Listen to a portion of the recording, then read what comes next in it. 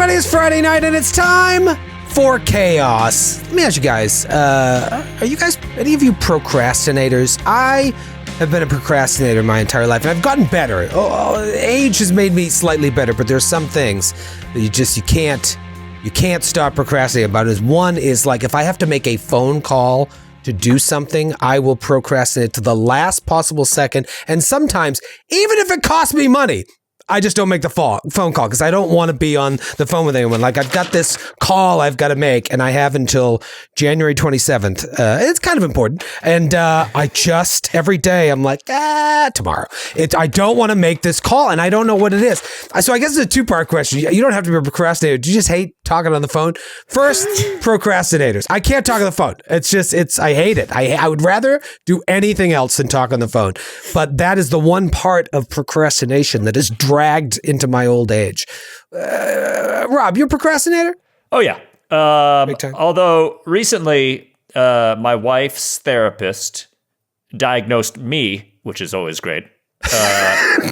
Over drinks. Yeah, just like having heard about me. And I guess she even prefaced it with diagnosed in absentia. Yes, by her therapist. I mean, she even said like, I don't usually do this, but after reading your husband's bio, after hearing about this asshole you're married to, she thinks I have ADHD. Which, when I heard that, suddenly like a lot of things clicked into place. I was like all the tumblers in a lock just went to. And I was like, wait a minute, maybe that's what's going on. So I'm in the middle of exploring that. So it could be related, but yeah, I feel like I'm always zipping around. Also, sidebar, don't like talking on the phone either. Yeah, it's brutal. Those days are over. Yeah, now you got to do Zoom, which is whatever, but sure. That's even worse. Kate, you're fellow Virgo. It doesn't seem like in our nature to be procrastinators, but are you? When you first said that, I was like, no, I have so many to-do lists. You should see my personal notebook. I've got projects. I have my own Kanban board. But yeah, I have this thing I do where every beginning of the year, I'm like, I need to go to all my doctor's appointments because I haven't gone in a while. And I schedule them all. And it's like a very stressful experience. It takes 4 minutes. But I procrastinate on it. And then I'm also currently procrastinating on finishing house stuff. So I guess I do that. But funny thing, my therapist also did a similar thing to my husband, not to you, which is funny. Interesting. Also ADHD or just like... Yes, ADHD. Oh, really? Oh, hell yeah, we're going to talk. Do you, what about the phone, Kate? Do you like talking on the phone to people? Anyone? No. And it's awful because my next door neighbor, whom I have adopted, it's a child? This is a child living alone? No, it's a man who a lot of his family either, it's sad, died or lives in Pennsylvania. Mm-hmm. And he was really close with the woman who lived in my house before. So we have fulfilled that role. But he does not know how to use technology. I had to make him an email address. I don't think he'll ever watch this. But he does not know how to text. He only calls. And every time he calls, it's just, please don't. I'd have to move or burn down my house with me in it, rather than have to take any phone calls. But you're a saint. Noura, I feel like you're just on the ball, or is that just the vibe you give? Phone calls aside, procrastinator? That is indeed just the vibe, because as somebody who has known they've had ADHD for a long time now, not as a child, as an adult, I've discovered this. Everything, literally every aspect of my life is till the very last moment, I'll spend all this time having anxiety over the things that I know I must do that are piling on. And then I'll have a brief spurt of intense focus on the project, and I'll get everything knocked out, and I'll be super hyper fixated on something. And then it's back to procrastination. It's so But also brutal. fuck phone calls. I hate phone calls. Yeah. I've always hated phone calls, and it seems like as time progresses, it'll just get worse because it's the more time goes on, the more and more it's automated. And for me, not being able to speak to a human being when it would take 2 seconds for me to just explain it and get it taken care of. My blood boiling is just thinking about it. Yeah. I Phone would calls seem rather very do anything old-fashioned. in the world than have to like get a problem solved via phone call. Yeah, it's the modern age. Nobody wants to sit on the phone and do things. But unfortunately, I think what's happened, especially after COVID, is like we've forgot how to talk to each other. And so the phone was like our only lifeline. But even that, we were like, can I just go back to being in my pajamas and drinking at 11 in the morning? Why it's funny because I remember in high school, you'd like call your buddy and chit chat for a while. On the Even football like phone from Sports Oh Illustrated. yeah, I got the football phone. Got the one that looks like lips kissing. I didn't have that. Classic. Remember it? Garfield. Any Totally combination. transparent one where you see all the circuitry. that one I had. the cool I one. lusted after that one. Yeah, Maybe just it's walk around your talking- room. Maybe it's talking without seeing someone. Like we're so used to being on video calls and stuff now. Because like I talk to my friends on the phone still, but it's through like video chat all the time. I couldn't imagine talking to them on the telephone. I'd freak out. There's no context to like how they're receiving all this information. Right. Like, are they rolling their eyeballs? Are they? It's very old fashioned. Ross, are you a procrastinator who hates phone calls as well? I'm sorry that I wish I could be out of step with the group, but we are a united front of procrastinators. Yes, absolutely. Have like near panic attacks of anxiety, putting off stuff until the last minute, and then totally like going hard, entering the scene from the last 5 minutes of 2001 to get it done, and then but yeah, if I don't, I need to manufacture all kinds of like structures in order to like make it happen. But phones, once I'm actually on the call, it doesn't really bother me, but I'm totally become one of those people where if my phone rings, my initial reaction is like, ugh! Like I don't. Yeah, that's It's never good. Yeah, it's never good. Why? And just like Noura, oh my God, if there's a problem that needs solving and I'm on the phone with someone who's like, please state your name, Ross. I'm sorry, I didn't quite catch that. Can you please state I'm just like, I'm the person that's like, speak to a representative. Speak to a representative. I will say when I do finally, and it's only with customer service people, I become the most charming, confident person I've ever been in my life. And and maybe it's because it's on the phone and they can't see me or something like that. But I'm like, hey, wait, how's your day going? All right. Like I don't give a fuck and really open up. Probably why I need to find my own therapist. Like you're practicing a new you with a stranger It's you'll like, never they talk don't to know how again. shitty I am. Starting from scratch. Yeah, I it's have not brutal. been diagnosed, nor has someone else diagnosed me with ADHD without meeting me. But who knows, man? I'll talk to my wife's therapist. We'll see if we can get that. Could you just, if you could describe me to her so she could describe me to him, let me know. It's like, well, why don't you just go talk to the therapist? Absolutely not. I hate phone. No, not on the phone. No. Maybe that it's just something that attracts people to this game or something else. But it seems like a lot of people, adults who play these games, are like either self-diagnosed ADHD or have been diagnosed later in life as ADHD, and it's just like more and more people. This is happening. I also wonder if it's the garbage we've eaten for the past 30 years that has somehow changed our brain chemistry. Definitely not. Because why we all of a sudden all have ADHD? It's pretty crazy. I also think Could be there's the something McDonald's. about the way we learn, the amount of screens that we're surrounded with, the amount of that's definitely- distracting things that are pulling our brains in every direction. I think of the way that like people were educated and like at the time that this game is set, and you hear about just like how capacious people's memories were.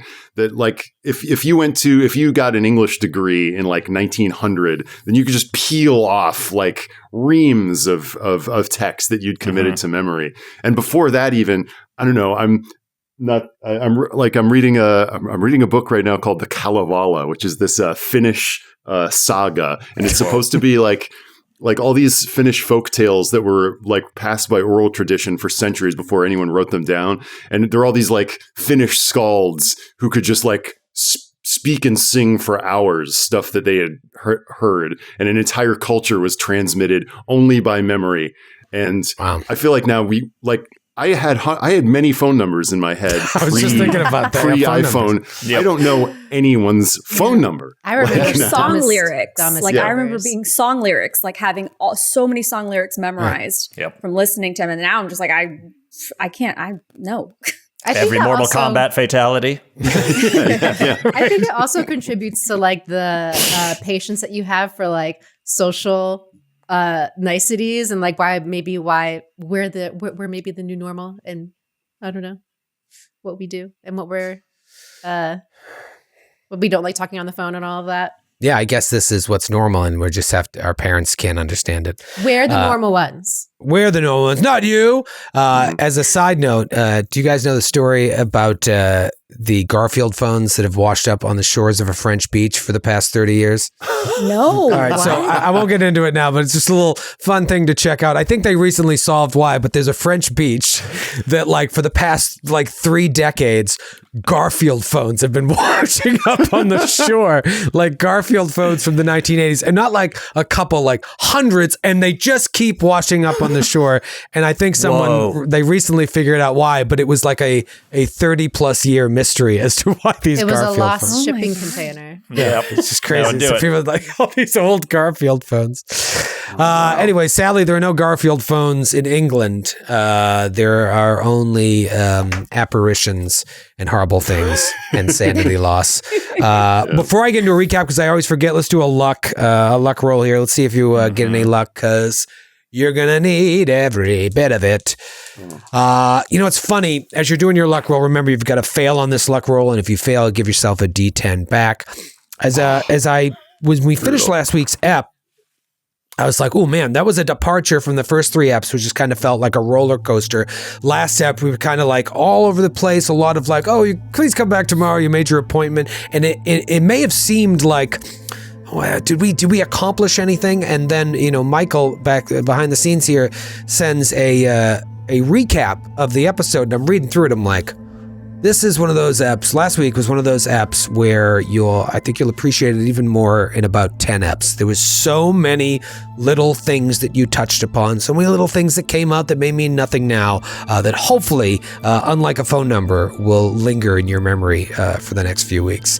But we began last week in Miles Shipley's apartment. You were investigating one of the leads that Jackson Elias seemed to be interested in during his visit to the Scoop, a little National Enquirer type magazine here, newspaper in London. So you go, and it's like this artist who's tapped into another world. He's producing this amazing art, and people are buying it. Famous people are buying it. It's this big deal. What is Jackson interested in this? So you go there. He's got a sweet little kindly old lady, lets you in. Well, the lady is clearly a lizard person, you find out. And you kill this creature, which you now know was named Sathasa.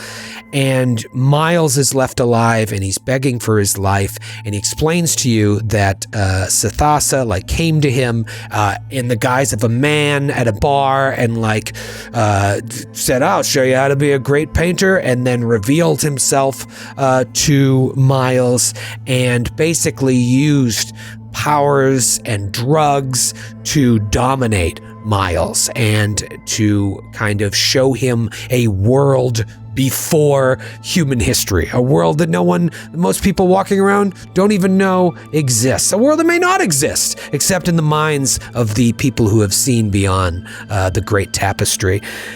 And in exchange for that, Miles just had to bring people off the street for Sathasa to feast on every once in a while. Pretty fair trade. So the street worker's body you found in the basement that was dismembered was just like a week-long meal that Sathasa was working on. You see there's a locked door in the attic, and you get the key and you open the door, and there's a painting in there, and Miles tells you, "Oh, it's not done yet. You shouldn't even look at it. It's not done yet. It's going to be my great work." And Sathasa commanded me to draw it. It's called the Serpent's Altar.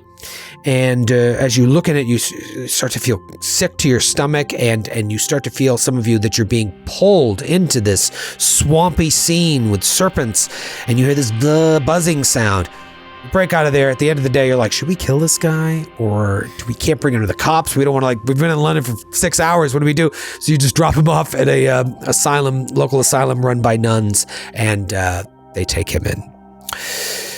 That was on Wednesday, your first day in England. On day 2, Thursday, February 5th, 1925, you take a visit to the Penhew Foundation. It was in, I think Jonah Kensington gave you a card, or maybe you found it in Jackson's apartment. I'm not sure where you got it, but you found a card for the Penhew Foundation with a Mr. Edward Gavigan, like director of the foundation on it. So you need to follow up on that lead. And you also know that Sir Aubrey Penhew, who was one of the members of the Carlisle expedition, was the former director and the creator of this foundation.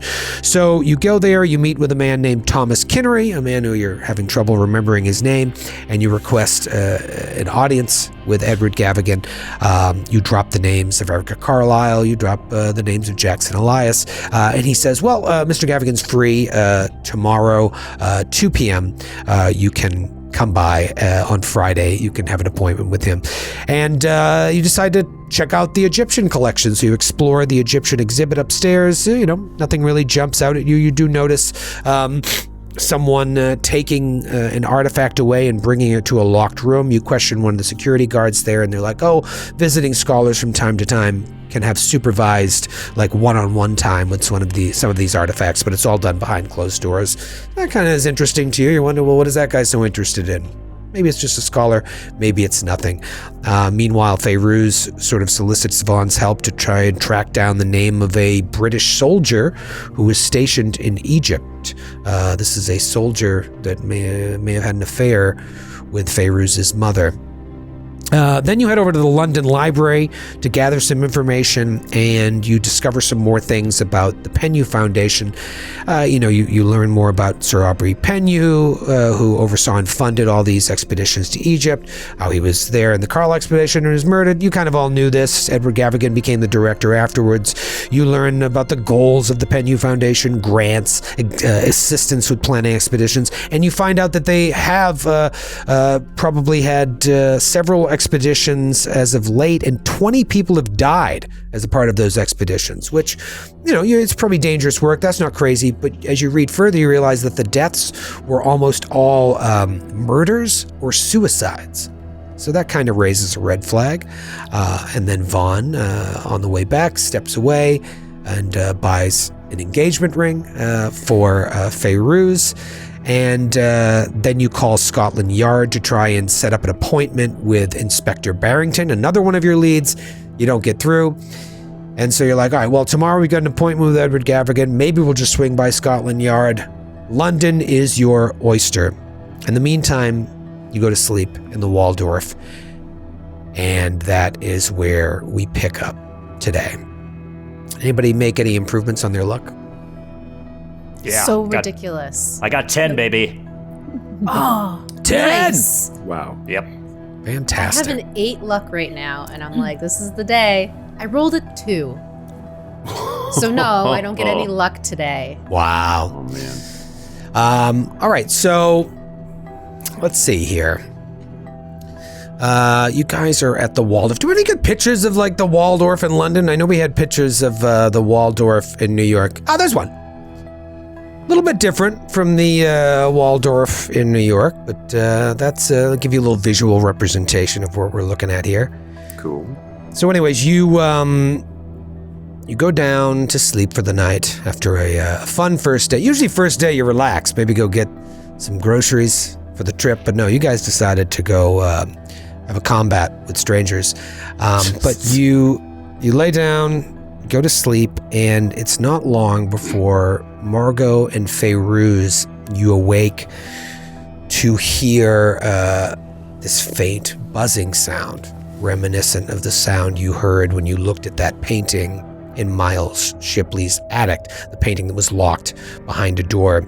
And when you viewed that painting, as I said, I think you succeeded on your power rolls. There were sanity rolls, there were power rolls. But either way, you just felt sick to your stomach, and you felt like you were being pulled into the painting, like the painting was calling to you in some way. This serpent's altar, this swampy area with all of these serpents and unidentifiable flora and fauna with a single stone altar in the middle. So you hear that sound again, then, and you follow it into the common area of your suite, where you see a high-backed chair with a lone, tall figure sitting in it. What do you do? Fairuz grabs the nearest lamp sitting on a stand or a table, slowly approaching behind. I think Margot at first is blinking, is this really happening? And then sees you grab a lamp and grabs the telephone. Okay. Grab a lamp and a telephone, and you start creeping towards this figure. And as you approach, there's this moment where you get the sensation like the world is turning around, over and around on itself, like a gyroscope. Again, this feeling of queasiness envelops you, and suddenly you find that both of you are now on the other side of the room, or the room has turned and you've remained in place. It's a very disorienting feeling, but then the room itself has changed. No longer are you in the hotel common room, but you look around and find yourselves in a vast temple of some sort. The only remnant of the hotel that you notice is, in front of you, there are several steps leading up to a dais where that tall, high-backed chair sits. And sitting atop this throne is a figure that at first looks like they're all dressed in black except for a gold, headdress crown and gold inlaid decorative robes. But then you realize that the figure isn't garbed in black, but embodies blackness. And it's not like its skin is black like an African American man, but you get the sense that you're staring at something or someone that is made of pure ebony, a being whose color can best be described not so much as black, but like the absence of color, and you're just in shock staring at this. It's like your brain, the best your brain can do, it feels feeble in the presence of this being, is just call it black, but it's so much more. And you can't tell if the inscrutable visage of the figure is staring at you or not. You can't even make out a face. You do, however, watch as it slowly lifts up its hand and reaches out towards both of you. Make a power roll. Okay. Oh, no. This can Here we only go. be good. Come on, roll 20. Don't screw me. Power. Don't screw me now. Yeah, give me a sweet little power roll. An extreme success for Fairuz. Oh, really? I got a 78 under 85, so regular. A regular success. Okay. All right, here's what I'll say. Fairuz, you look over at Margot, and Margot is Margot, you feel yourself shaking, and Margot, you look down, your skin starts to feel hot, and you feel your clothing start to rip, and you look down, you see the clothing you're wearing is ripping because your flesh is expanding outward, and it's sort of tearing at the fabric of your clothing until it rips open. You don't have any time to fuss about being exposed because you look down and you see your skin is changing. It's taking on this purple, almost bruised coloring, but the texture is changing as well. And Fairuz, you're just watching this. It's like a texture almost reminiscent of the serpents you saw in the painting, but also, and it's great that this is happening to you, it kind of reminds you of when you were on the balcony in the Waldorf, New York, and that giant winged creature came flying at you, crashing through the glass. It's that same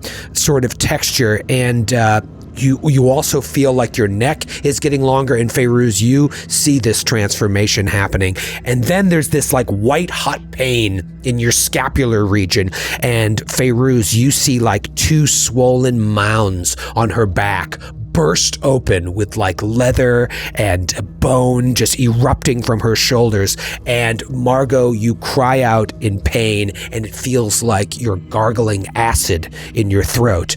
Carter and Vaughn, give me a listen roll. Oh my God.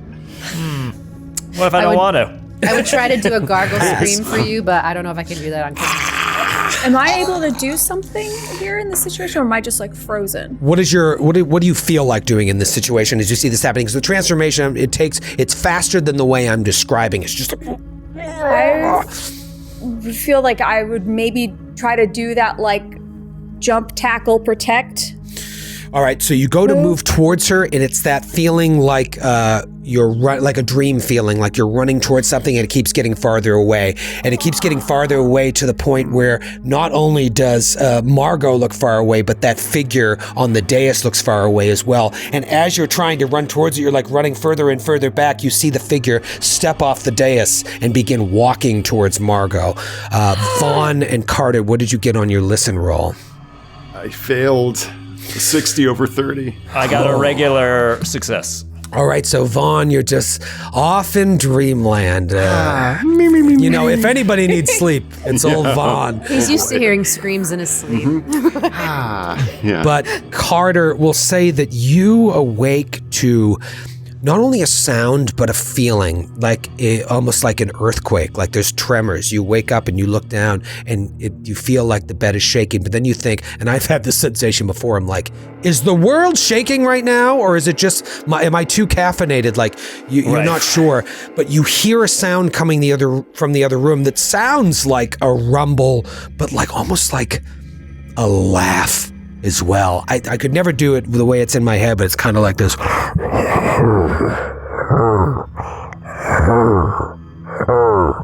And it's coming from the common area. You look over at Vaughn, and Vaughn is peacefully sleeping. Are we in twin beds, or are we sharing one? You're in a king head to toe. Oh, no, you have two beds in there. Or you're like on a divan and So we're like I Love Lucy style? Yeah. Bert and Ernie. Neighboring twins. C and V above your beds. Yeah. Oh, what the fuck? Vaughn! And I throw a pillow at Vaughn. That wakes you No, up. you couldn't possibly. Yeah.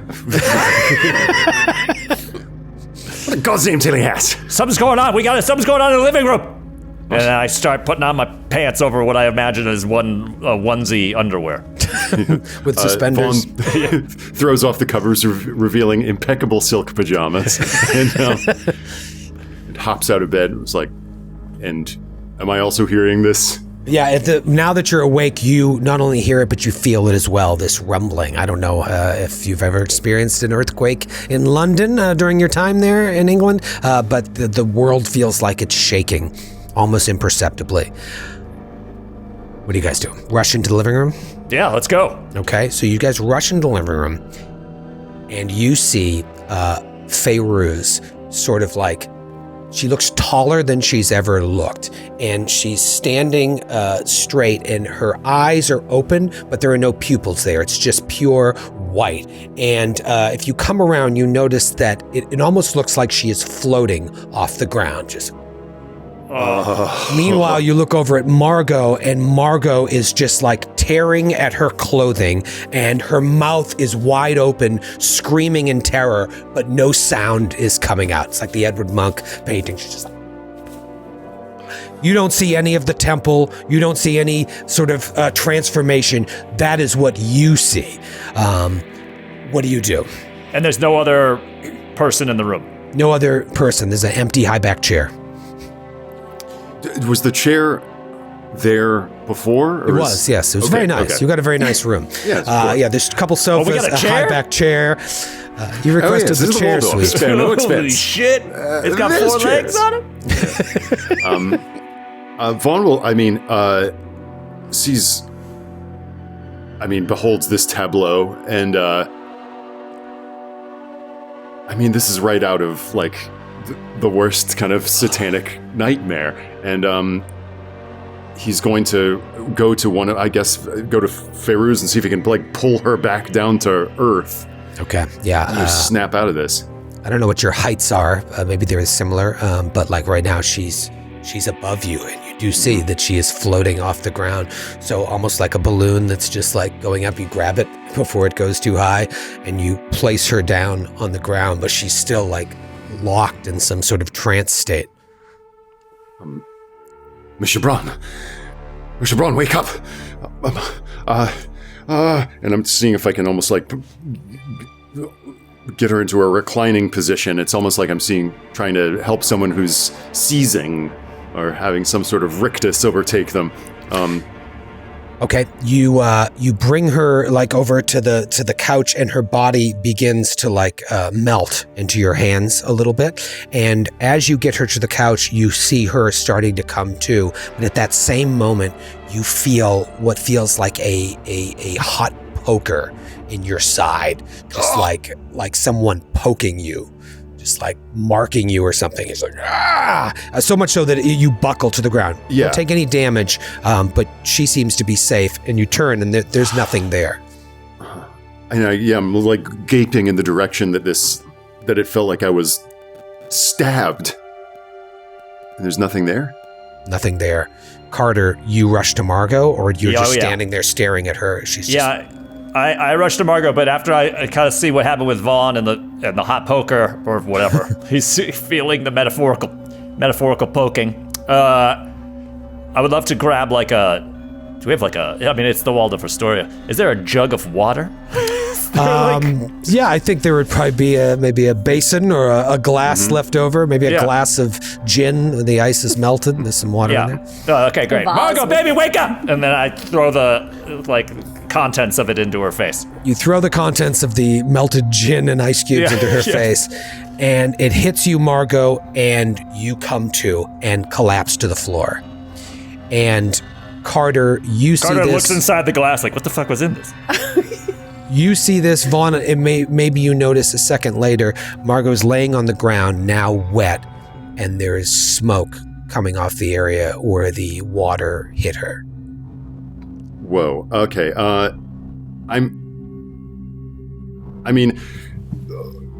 if it looks as though Feyruz is settled and pupils and irises have returned to the whites of her eyes, perhaps, the rosary is coming out, and he's fully kind of like brandishing it into the room, and just almost declaiming, "You have no power here." Oh, Jesus. Vaughn, please not now, man. Come on, keep it together. I'm assuming Feyruz is still out, kind of like out. I would say you're coming to, but it's that. It's kind of. It doesn't feel like you're coming out of a dream. Everything feels very, very real, but you don't know how you got there. So you're like, what? You're very disoriented.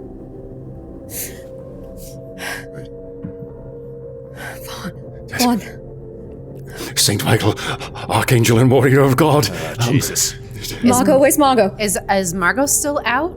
Margot, you're starting to come to as well, and you just see like a thin haze rising from your body.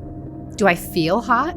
Or you still feel a burning in your mouth, sort of akin to acid reflux. And the water on you, it feels like someone threw, not burning hot water, but hot water on you. Or pissed on you. Did somebody piss on Margot? That's what it feels like. Like it just feels like warm. We haven't done that since the DMV. Feels like warm water. That's right. Okay, so is she visibly like the little like steam that's coming off of her? She's like visibly like hot. So to speak. Like you don't feel like you're burning. It looks like you threw acid on her, but she's coming to and just disoriented. But she doesn't seem to be physically harmed. Okay. Maybe Carter grabs a throw pillow and like takes the case off of it. So he's just got the pillowcase and like tries to grab Margot, and I want to start dragging her into the bathroom. Okay. She was like tearing at her clothes. They're not off, but they're like I'm kind so of sorry. torn. I'm not seeing anything. what's happening? Shoots you throw on me as you're dragging her. Yeah. Great. I might get like a decanter of something, and I'm pouring a glass, turning on electric lights, walking over to Feyruz, and just like, here, sit. Collect yourself, Miss Chabron. What? There was there was something, someone, some entity. I don't know. I had no control over what we were seeing, what was happening. Why couldn't I tried to run and save Margot? I couldn't even. I couldn't get to her, Ron. I couldn't get to her. It's quite all right. Sit, relax, calm your nerves. I'm beginning to have a deeper understanding, Miss Shabranov, of the forces with which we are contending. You feel them, don't you? They're from the moment we arrived here, there have been eyes on us.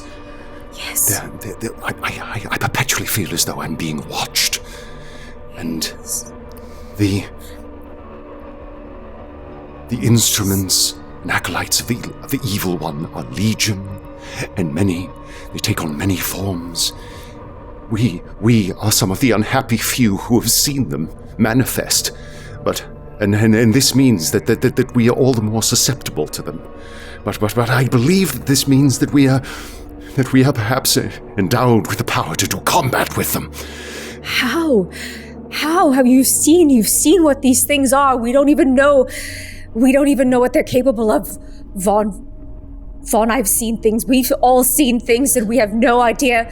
We have no idea how powerful they are, and they have this power over us. How? How is it possible that we have any chance to defeat anything like this? What did you see? A little help? Anybody want to? My lower back is shot, man. Yes. I'm just trying to get her into the bathroom and just cool her down. Hold that thought. What the fuck are you guys talking about? I don't feel hot. Fairuz knocks back one of the drinks.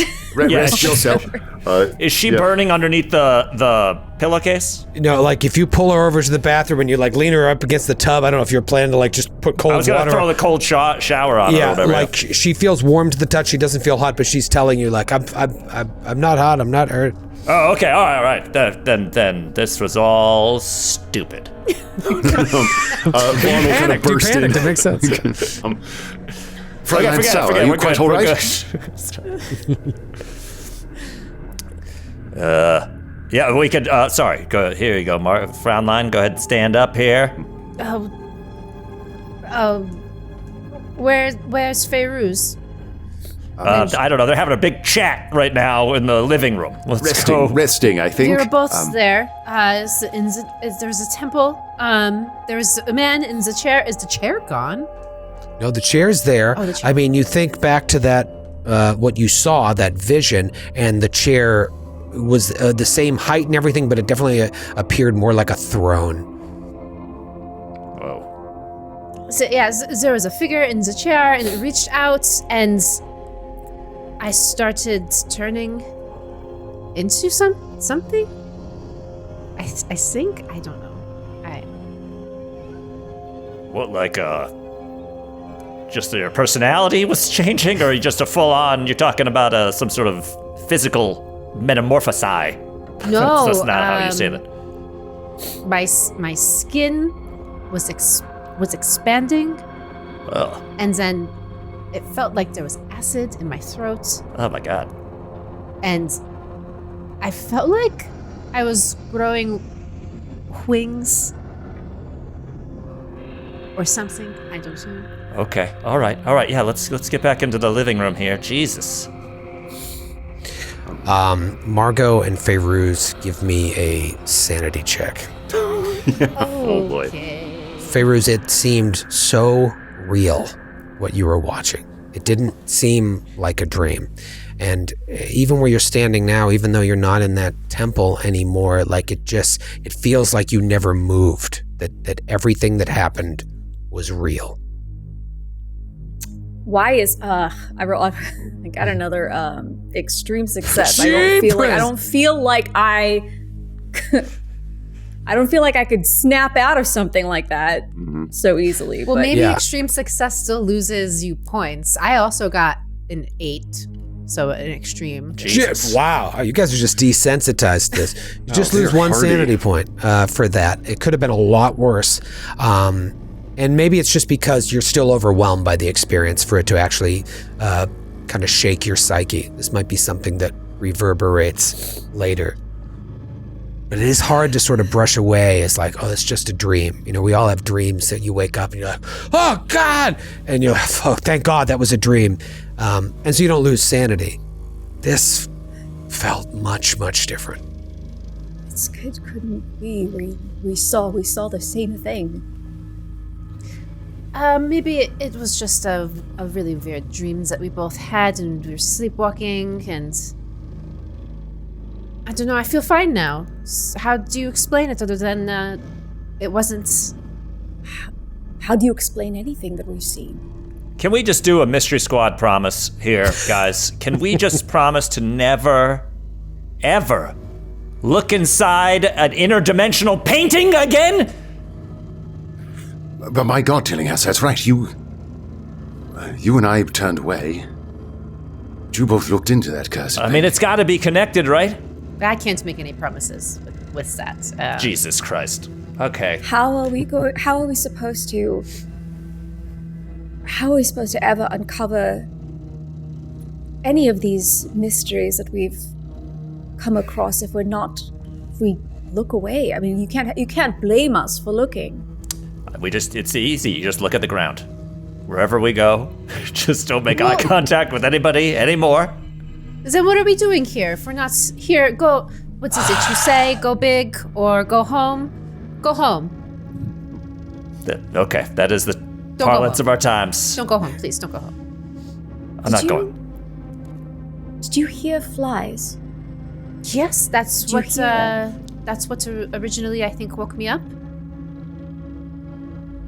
And that temple, Troy, was that something that we had seen in any of the other paintings? Like, were we in any of these landscapes? Nothing specific that you saw, but thinking back to, in fact, what you experienced just that day in the Egyptian collection, a lot of the stuff you saw in that collection, those motifs this was very evocative of some of the stuff that you saw there. And as someone, what do you study all this stuff, right? Like, this is right in your wheelhouse. It seemed very Egyptian in nature, but at the same time otherworldly. I haven't seen anything. I haven't seen anything like this before. Carter Von, and then Fairies frantically looks and just looks through, opens up her bag and finds this thing of eyeliner and just starts on the ground drawing the thing that she saw, or tries to. I'm not the artist. This is I know this is not exactly, but this is what I saw, and I have never seen. This looks rather like having looked at those Egyptological artifacts at Penhu the other day, this looks rather like the rendering of some sort of pharaoh. Do you think he'll know what this is, or do you think that this is... So what you guys showed up, you just saw a pyramid. What else was there? Well, we came into the room steps because we heard the buzzing. And he was sitting in this chair. He? Who? They?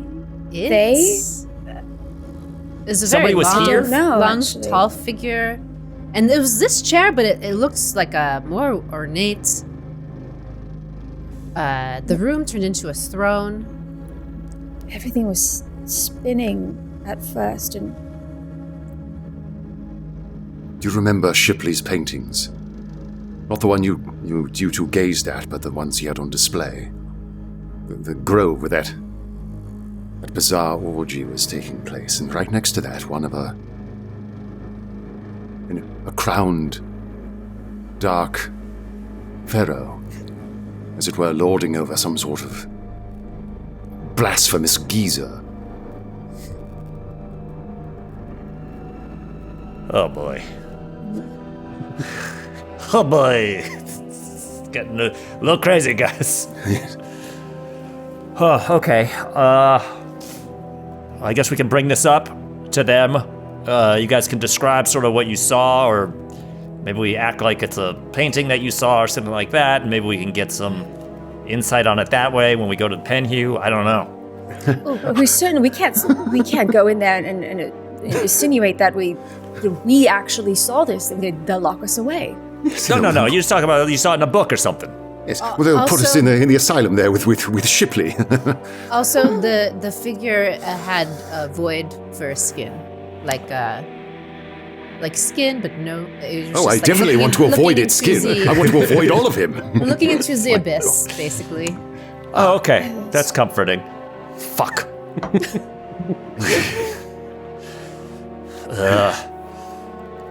The ancient and the Israelites escaped from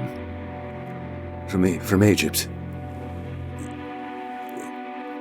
The neighboring deities of the region. Back then, this sort of thought would have made me laugh at so much hokum. The old gods, Amun-Ra, Moloch, Dagon.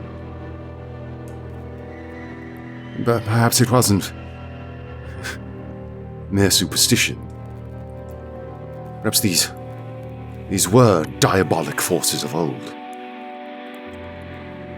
vested with Luciferian power to loose their blasphemies upon the world. And you've seen them.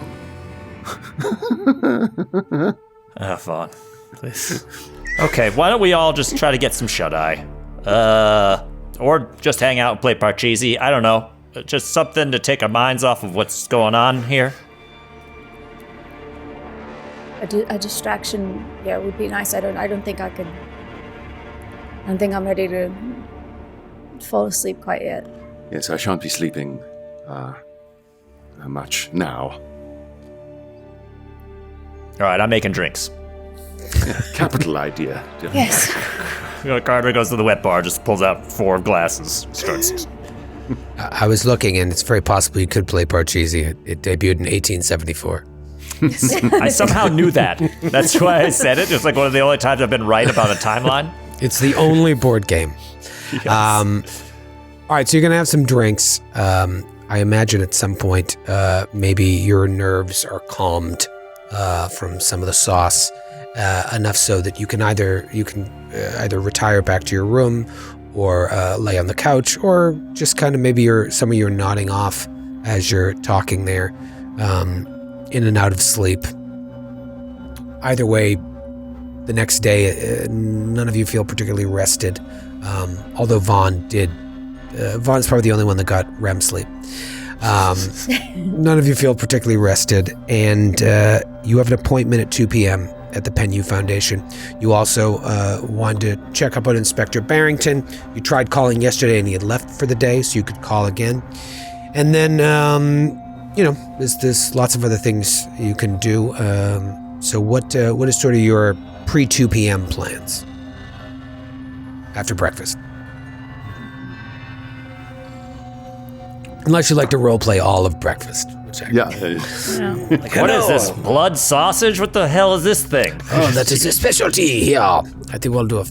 You've got it's probably later in the morning because you didn't go to bed until late, so you've got a few hours. At the Penhew Foundation there was a library, wasn't there? There was, yes. There was a library right down the hallway to the left of that main hallway. And you saw some people in there studying quietly. I mean, if it's possible to go early, I'm intrigued by grabbing some Egyptology books and sort of like seeing if I can find references to the figure that Sauer and Gibran describe and that Feyruuz rendered with her eyeliner. Yeah, maybe why don't we call before let's head over there early to check that out. Maybe we give a phone call or a little ring-a-ding to this Barrington chap. Let's see. Yes.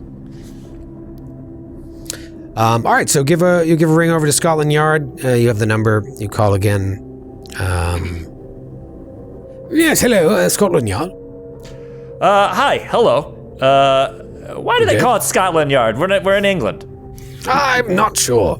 Okay. Well, goodbye. No. Cheerio. So and you've run out of quarters to make another call. Yes, hello. And then suddenly Carter's like, one second. And like puts his hand over the receiver's like, what the fuck are we calling them for? Are we offering our services? What's going on? Oh, Scotland Yard is okay. Let me try to find the Hurry up, he's on hold. thing again. Yeah, what were we doing? We have so many. We have the four. Is it just about like the mysteries, like Inspector the Barrington? That is a lead that you have from Jonah Right. Kensington. You know that Jackson allegedly met with Inspector Barrington, so. Oh, there we go. Boom, got it. Oh, I yeah, thought Follow hi, up on Jackson's. hi. Yes, I was wondering if I could speak to Inspector Barrington, please. Oh, yes, and may I ask what this is in regards to? Yes, Jackson Elias. Thank you. All right, hold please. And, a couple minutes later. This is Barrington. Oh, hello, sir. My name is Carter Tillinghast. I'm an associate, or rather was an associate, of one Jackson Elias. Yes, Mr. Elias. What is this in regards to? Well, I don't know if you've heard, but Jackson met with a untimely fate recently. I have heard, yes. Across the old pond where I'm from. And myself and my associates were wondering if we could come speak to you and just try to gain a little bit more insight into what he was looking into while he was here. We're sort of trying to carry on his work, as it were. Yes, I suppose that I could arrange that today. Would you perhaps come at, time is it now? If I move to at 4 p.m. 4 p.m. today? Would that work? I think that, guys, 4 p.m.'s fine, right? Because even if we're with the pen here. Yeah, sorry, I'm talking to my various secretaries. Yes, I think we can make that happen. You Thank you. say we, can I have the names of the people that will be in attendance? Oh, yes. Yes, Vaughn Villiers, Vaughn Villiers. Of your esteemed countryside here. Yes. One Feiruz Jabran, Right. and Margot. What was it? I'm so sorry, Margot. Sour, Jesus Sour. Christ. Sour. I'm so and this, nervous right now. Yes. All right, very well. I And will yes, see Carter you. Tillinghast, the leader. I will see you Steady on, at Tillinghast. 4 p.m. at Scotland Yard. All right. I trust you know the way. Yeah, of course. I've like the back of my hand. This place. Do we? Just get the address. Very good. Goodbye. Goodbye. We'll just Google it. Which gives me a great idea. Margot, I'm sorry I blanked on your name. I just, when I talk to law enforcement, I still get the shakes a little. So. Another thing to remember is one of the articles you read in the Scoop also mentioned Barrington. He was investigating those murders.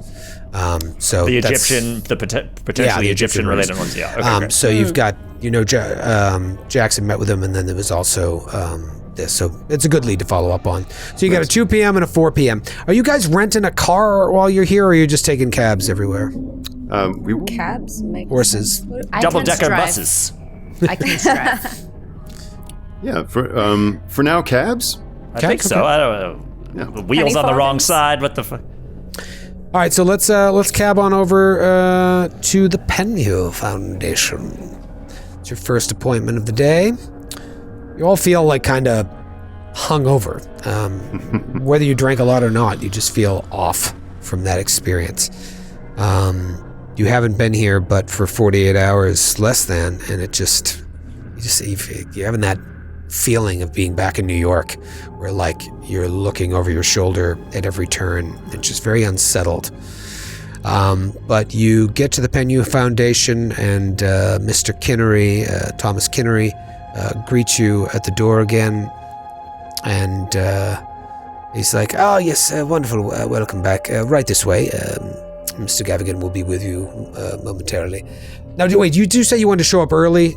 Yeah. Actually, okay, so let me say you're early, and the doorman calls for Mr. Kinnery. "Oh, your appointment is until 2 p.m. I wish I could get you in earlier, but Mr. Gavigan is very particular about his appointments, and he is not available at the moment." I'm sorry, sir. Have we met?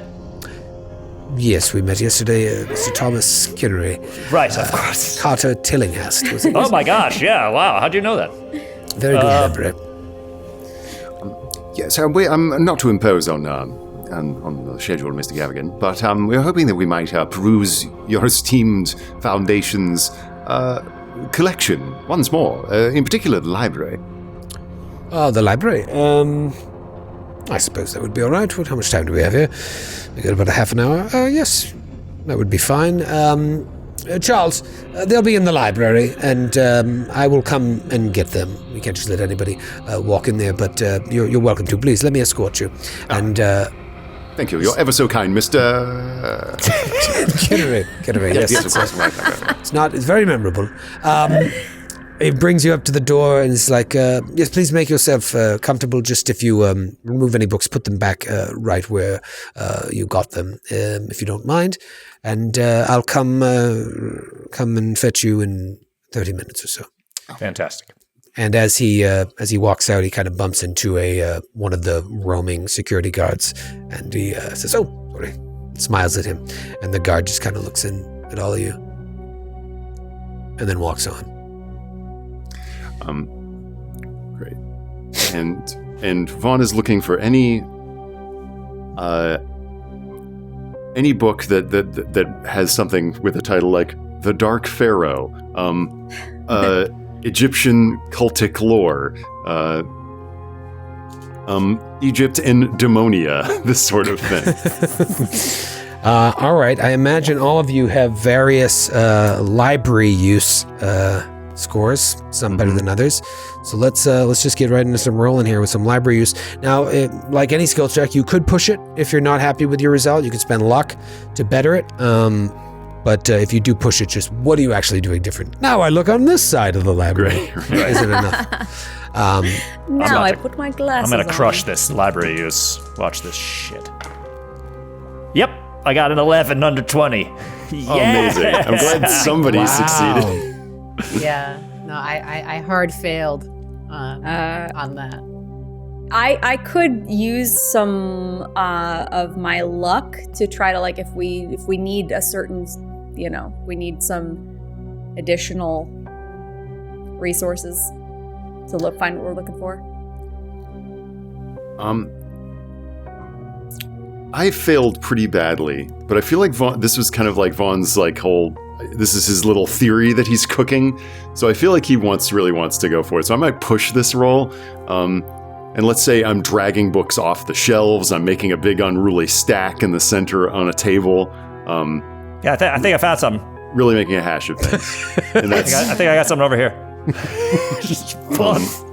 Hauling concordances off the wall, trying to find something useful. Sinkata, I'm sure you found something, but no, look at this. What did you find? I don't think he found anything. Just, I got an 11 under 20, guys. That's great. I failed again. I failed the pushed roll. Okay. Oh my goodness. I'll spend some luck just to kind of help out in the I got something. search. Okay, what did you find? What is it? No. Fairuz wants to push her fucking library use. Go ahead. No, I didn't. I didn't do it yet. Yeah, here's what I'll tell you. If you're looking around, Carter rolled. You rolled a success, right? Oh, there are a lot of books in here, and they solely concern things Egyptian. So, in sort of the meta of the game here, just succeeding on a single roll may not be enough. However, you start looking, and you're like, okay, I think I'm starting to get a handle on how this library is organized. Because it's not like fiction and nonfiction and business. It has its own system. And so you're starting to get a handle on that. But, again, working on the meta of just a regular success, you're like, it would take days to try and find specific information that I'm looking for. So you guys do with that information whatever you like. Days, okay. It's all definitely Egyptian. Yeah, I think I'm getting closer. As I'm restacking books. I've got a book on Egyptian funerary boats. No, not quite. Wait, I want to know what happened with Vaughn's failed push. Yeah. Oh, you failed the push. I did, sir. I missed that. So what did you do to push again? I should have kept my I was fucking trap just shut. pulling whole shelves out and stacking them up and like really like thumbing through a bunch one after the other.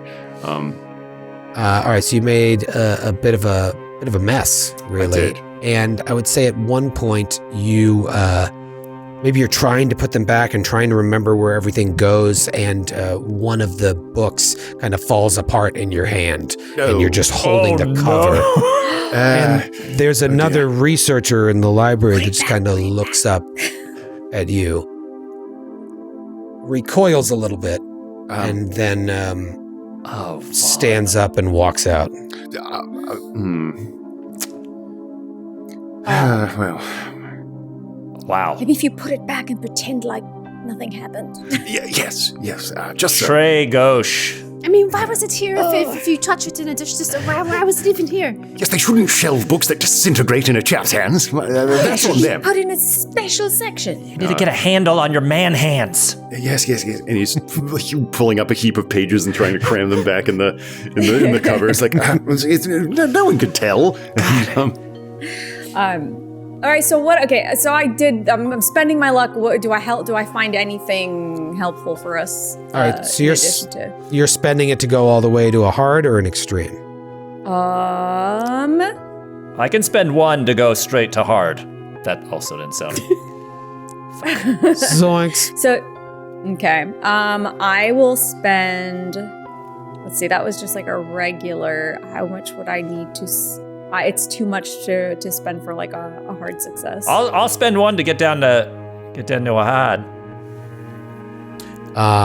We already helps. resolved you. Well, how dare so, Favoruz, you've got a regular success, and it would cost you too much even to spend down to a hard. Yeah. All right, well, here's what I want to say, because I want to give you something. You are looking through these books, and I mean, this is your wheelhouse. This is what you do back at Miskatonic. You feel like you're back in school again. And, you know, Vaughn, this may have been Vaughn's idea, but you just like get back into it. This is research, and you start pulling books, and you'll see excerpts noting like another like passage, and you kind of feel like you're on the track of something. You see mentions of like a pharaoh, and you see mentions of like mythical dragon-like creature, and you're like, I am so close to something. And then Mr. Kinnery says, well, I trust you've what happened to that book there? What book? Well, this This is like this. Oh my, just a moment. And he leaves, and you just hear like tap, tap, tap, tap, tap, tap, tap, in the dark. He goes upstairs. And he comes back in with 2 men, and it's like, yes, accidents happen. Please, right this way. And Fairuz, you just get this feeling like, if you could just have some more time here. If you could just have some more time here. Right this way, yes.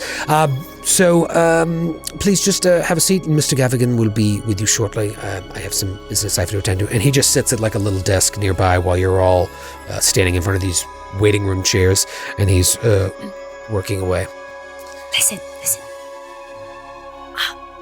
I'm going to try to see if I could sneak off to the ladies' room, because I know I'm so close. There was something in that book, and you have to sift through a lot of hieroglyphic porn, but I'm sure in there lies the answer. I'm so close. So just if I need to excuse myself, I just keep a lookout.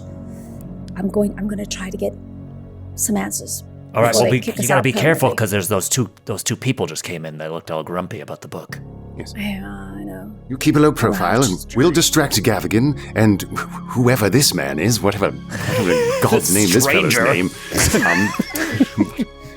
But I can also, Fairuz, if you want, I can go with you, try to distract those guys so you get more time. Yeah, right. Okay, all right, I'm Because gonna go. our lady should always go escorted. A lady right? can't pee alone. That would be uncouth. Exactly. That'll work, I think. very well. Hopefully. We'll hold down find the fort here. Right. So you're trying to do this before the meeting with Gavigan or during the meeting with Gavigan? Simultaneously. Okay. During, yeah. Okay. All right. So Margo and I will go in and chat. you guys are chatting, and Mr.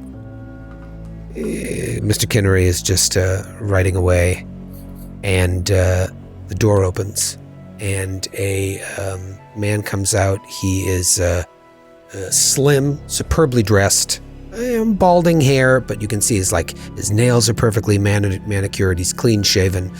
He's thin, but he's just very, very proper. Maybe like mid-50s, and he greets all of you and says, "Yes, good afternoon. I hope you haven't been waiting long. Please join me in my office."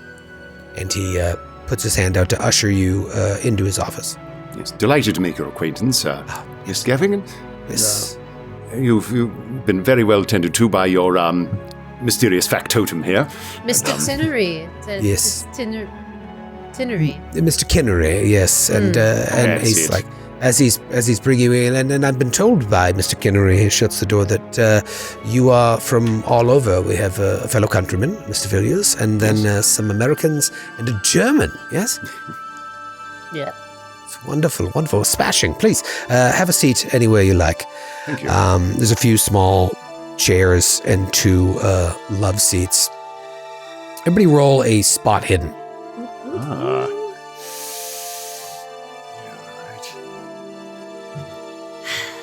Now, I rolled a success. Well, that's good. And I failed, but I'll spend 5 and make that a regular success. Okay. I failed. Carter and Margot failed. However, Vaughn and Favors, you just kind of notice as you're taking a seat, there's like a, just out of the corner of your eye, you see a very modern looking safe that's built into the floor in one corner of the room, and the door on the safe is slightly ajar. And as Mr. Gavigan swings around to sit at his desk, he notices, he says, "Oh, what a fool." And he just kind of shuts it and says, "One can never be too careful." And we'll be right back after this break.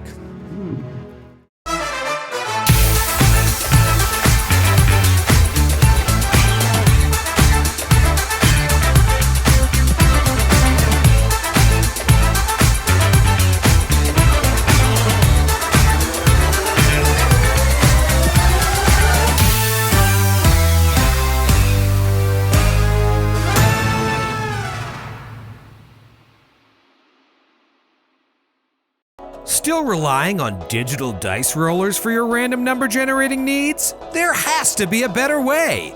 Now, there is. With the new Glass Cannon Podcast Campaign 2 cast dice sets, you can generate random numbers right on the table. No more hassling with smartphone apps or programs on the internet. No more judgmental stares from the Matthews of the world. And now when you meet that special someone out at the club on a Friday night and they ask you if you own any sets of gemstone dice, you can say yes on your way to Sextown. Get your Glass Cannon Podcast Campaign 2 cast dice set today at glasscannonnetwork.com/store. But order now, quantities are extremely limited. Except for Joe Dice. We have plenty of Joe Dice. So you have arrived at the Penhew Foundation for your 2 p.m. appointment with Edward Gavigan, the director of the Penhew Foundation. He escorts you into his room. After you take a seat, he's starting to go around his desk. He notices he has like a small little safe that's open. He's kind of embarrassingly closes it and says, "One can never be too careful." And then as he's sitting down, he says, "So Mr. Kinnery tells me you're friends of Mr. Elias, yes?" Just so. We're friends with him.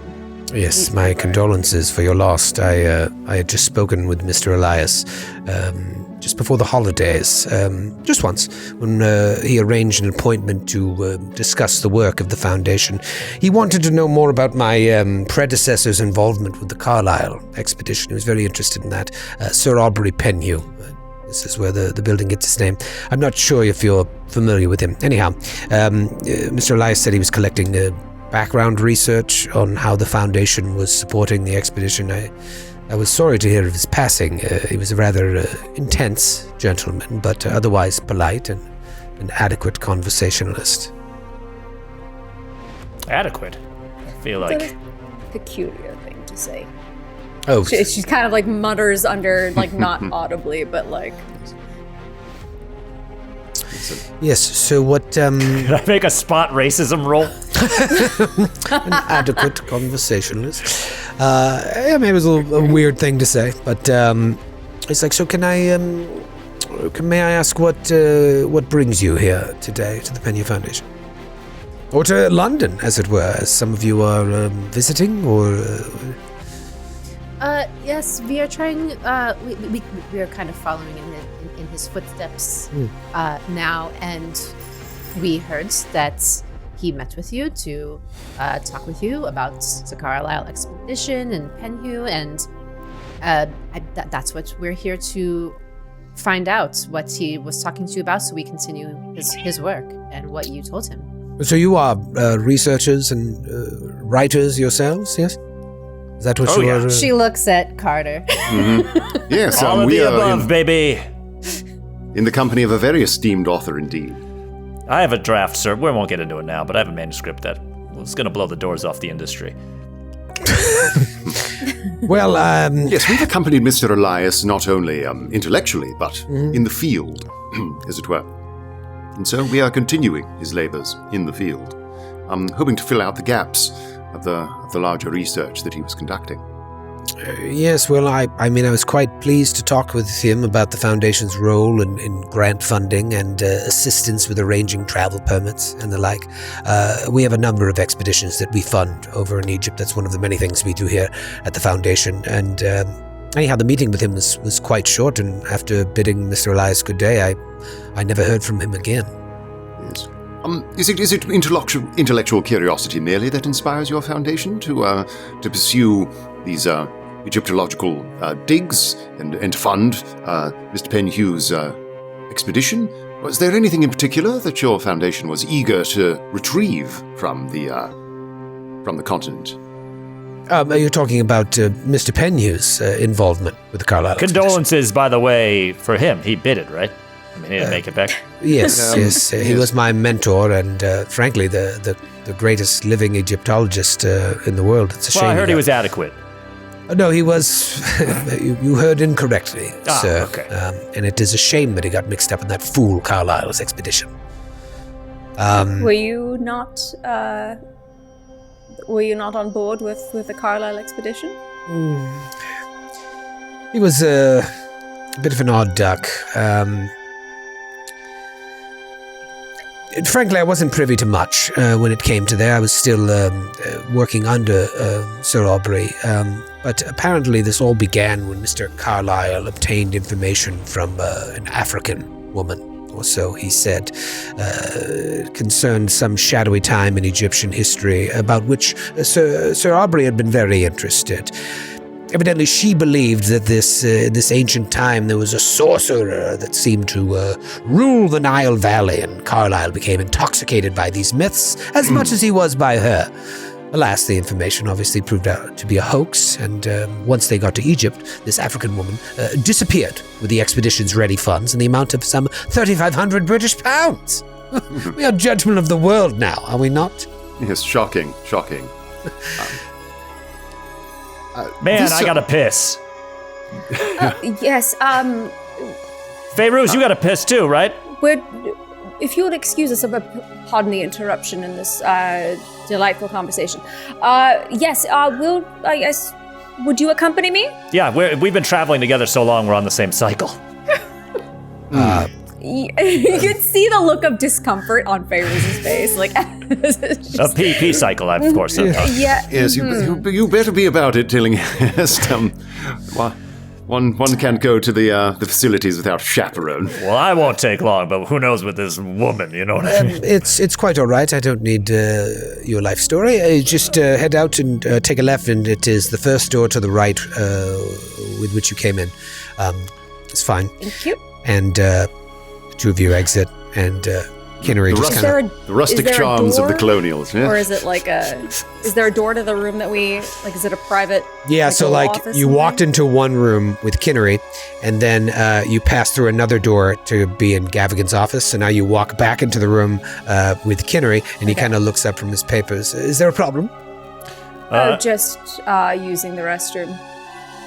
All right. We're on the same cycle.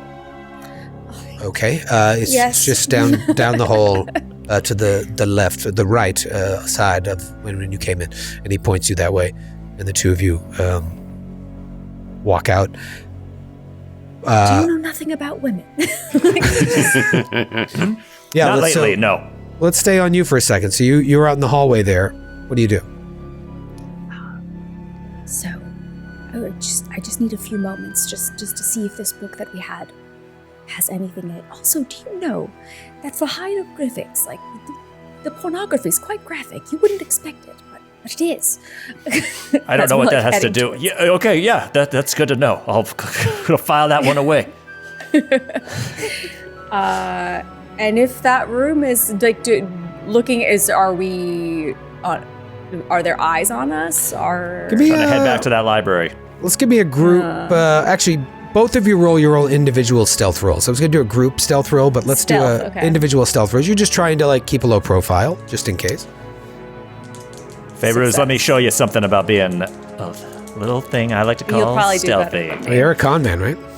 I got an 8 under 61. Wow. Amazing. Okay, and you got a regular success, Fairuz? I got a regular 58 under 60. Beautiful. All right, so you're walking by, the library is empty, and there's no one in the hallway. The doorman you can see is outside the door, and his back is turned to you. But you do know there are guards circling, and then there are random researchers. So time is of the essence. All right, so you go in there. You look up whatever you need to look. I'll hang out by the door, and I'll stall anybody that's coming in. Perfect, thank you. No problem. And I'll make my way over to You duck into the library. this. Yes. Meanwhile, we cut back to the room with Margot, Vaughn, and Gavigan, and he's continuing. He's like, yeah, so she took the funds. Carlyle counted the lost money as insignificant, but he was deeply affected by the defection of his African lover. Meanwhile, fearing that the heat and disappointment of Egypt would seriously affect her health, as well as Carlyle's, as they were friends, Hypatia Masters, another member of the expedition, it was she that suggested that the group spend the summer months in the relatively cool Kenyan uplands. That would afford her a wonderful opportunity to use some new lenses to photograph African wildlife. That was one of the many talents that she had. Now, the papers may have had conflicting stories about this, but this is why they went to Kenya in the first place. And of course, once they got there, the group injudiciously entered a dubious territory and, alas, paid for it with their lives.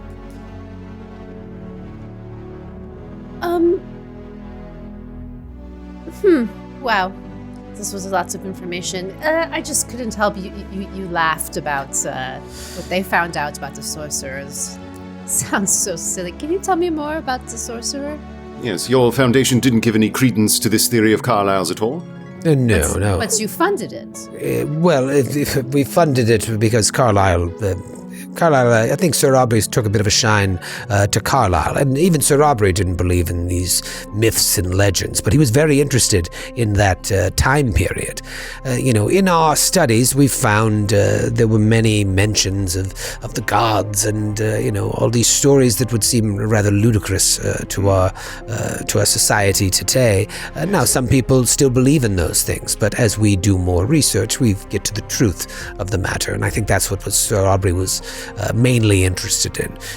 We were happy to sort of take Mr. Carlyle's money, as it were, but his interest was earnest. However, it ended up being Sir Aubrey's downfall, aligning himself with that fool. Now, breaking out of this scene for a moment, we've been given to understand, based on the papers and things that we've seen, that the justice meted out on the locals who were executed for the murder of the Carlisle expedition. We get the sense that was a total miscarriage of justice, and that these people were blamed for what seems to be a much more mysterious murder, yeah? Yeah, you've got that sense that, like, they needed a patsy, because Erica Carlisle went over there to, like, try and find out what happened to her brother, even though, like, their relationship was strained, and like, she wanted answers, and it seems like they got those answers, or enough that they were like, all right, case closed. Mm-hmm. And so it was only really Jackson Elias that was like, they're still alive, or there's all this other nonsense. You haven't heard anybody else mention Right. Miss Gavigan, I wonder if you've heard any of the strange rumors circulating that members of the expedition have been seen. No, I have not. I've not heard that. You've been reading in too much of the scoop, Mr. Villiers. Yeah. We have had the pleasure of looking at Mr. Mahoney's outfit, but it seems as though some mysteries remain still swirling round the expedition. Can you tell me any more about precisely what it was that they were searching for? What this lover of Carlisle's was coaxing them to unearth? To be honest, Mr. Villiers, the vast share of the expedition's records were sadly lost in the incident. Sir Aubrey took all of that along with him to work on. I wasn't even privy to most of that. He wanted to bring that with him while matters were still fresh in his mind. I suppose this is what Mr. Elias as well would have loved to get his hands on. Well, wherever Sir Aubrey's remains are, there is that research. Does the Foundation, did you retrieve anything yes. what they uncovered? Are there any artifacts or papers from the expedition? The expedition did turn up some interesting artifacts from other periods, and they were able to dig up a number of test trenches to help continue Sir Aubrey's systematic study of Dashur. They also found some secondary sites in the waste to the west of the Giza pyramids, and some of the artifacts we brought back were loaned to the British Museum, while a few of the lesser pieces came to reside right here in the Pennu private collection. They're not on display at the moment. They're being curated and readied, but someday they'll take their place in our display upstairs. You should, if you have any time, check out the Egyptian collection. It's quite impressive if it's a subject you're interested in. We've had the pleasure, Mr. Gavigan, of looking over your public collection, but you're saying the Carlisle artifacts are not on public display? Yes, those are not for the public eye just yet. They're a series of things we do whenever artifacts and whatnot come back from Egypt. They have to go through rigorous testing and whatnot before they are put on display, study, and what. A very wise policy indeed. And here, glancing at the safe, one can never be too careful. But given that we are interested parties, friends of the estimable Mr. Elias, and I myself a personal acquaintance of Miss Erica Carlisle. A personal acquaintance of Miss Erica Carlisle? Oh, I didn't realize this. Did she know Mr. Elias? I don't believe she ever had the pleasure, but all of us, Miss Sauer as well, recently attended a fete at her estate.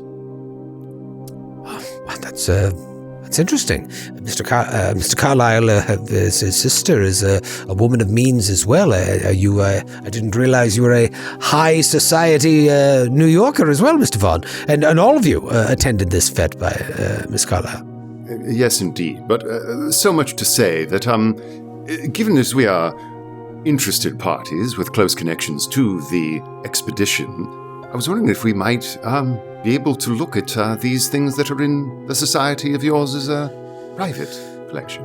Well, to be honest, a lot of those items are still being catalogued to be sent into the Egyptian Museum. Even I would not be able to view them. There are some lesser miracles that were brought to England, though. If you'd like to see them, I could show you back to the exhibition hall on your way out, if we are finished here. You yourself have not even looked at them? No, but they are on the premises. Yes, they are, but again, it's the temperature. There's a lot that goes into it. I don't want to bore you with the details, but it's not something you can just go in and hold and observe. There's a process that we have to go through to sort of retain some of these things. If you hold them the wrong way, they crumble in your hand like an old book. Yes, That's funny. That would be terribly gauche were that to happen. Luckily, we have someone who is well noted for their care of rigorous care of artworks and is an artist themselves. It's me. I'm the artist. You're an artist and a researcher.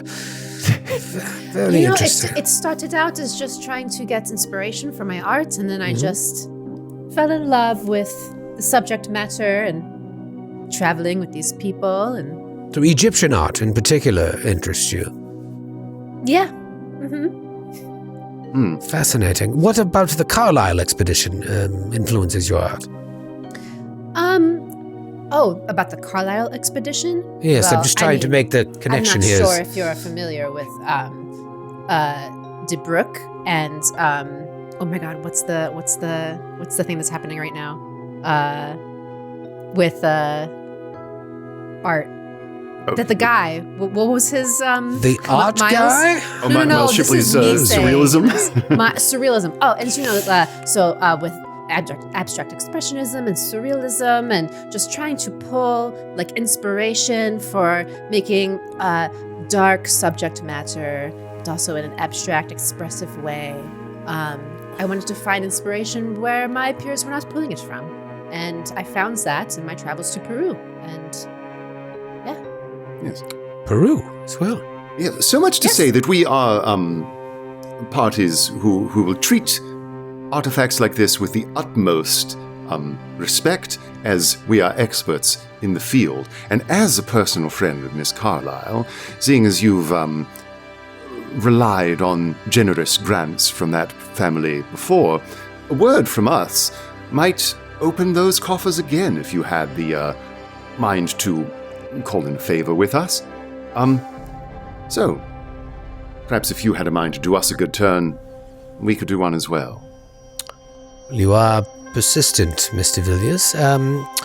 I don't know how long you will be here in London, but there is a chance that some of those artifacts may be making their way back here. As I said, the lesser curiosities I can show you on your way out, but the other stuff, sadly, that it just isn't here right now. But when it arrives, you'll have to leave me your card, and I will reach out to you, and I'm sure we could set something up.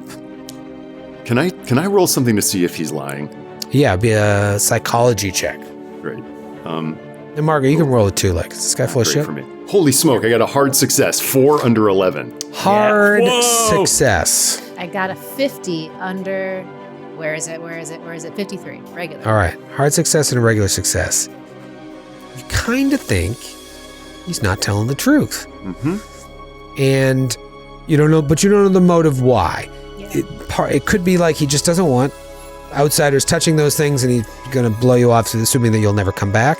Or maybe he's trying to hide something. You're not quite sure, but his sort of charm makes it difficult to navigate what's going on here. But he's definitely not being completely forthcoming with you.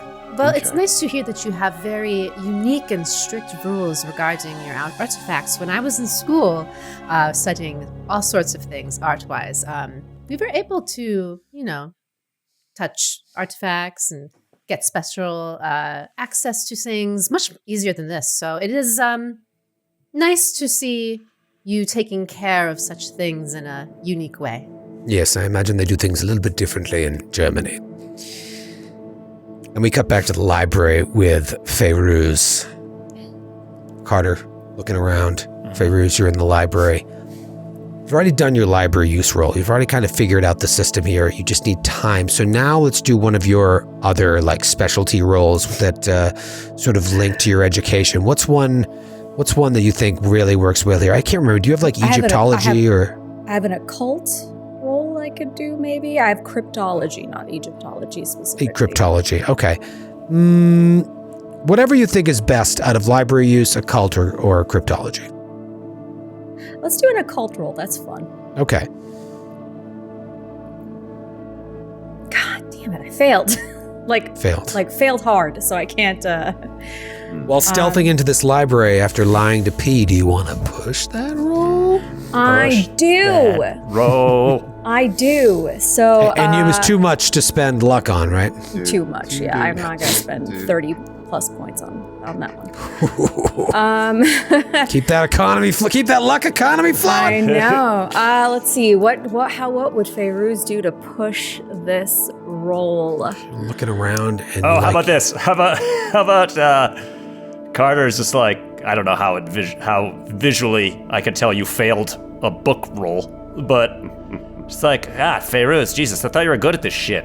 Just something to like rile you up. You know what I mean? Like, So now I roll for feminism. I don't know if you saw me. Yeah, I don't know if you saw me earlier crush my library check there. I don't even. I can't remember the last time I went to school.